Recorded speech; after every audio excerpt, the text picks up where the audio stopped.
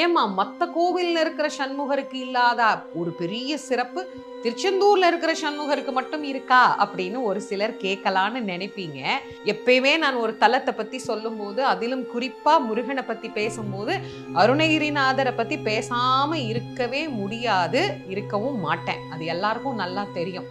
அதனால இந்த தலத்துல அருணகிரிநாத சுவாமிகள் வந்து முருகப்பெருமானை வழிபாடு செய்து சண்முகரை வழிபட்ட போது சிவபெருமானுடைய நடன தரிசனத்தை அருணகிரிநாதருக்கு முருகப்பெருமான் இங்குதான் காட்டி அருளினார். சண்முகர் அந்த நடராஜ கோலத்தை இன்னிக்கும் சிகப்பு சாத்துற போது முன்பக்கம் பார்த்தீங்கன்னா சண்முகராக இருப்பார், பின்பக்கம் பார்த்தீங்கன்னா நடராஜராக இருப்பார்.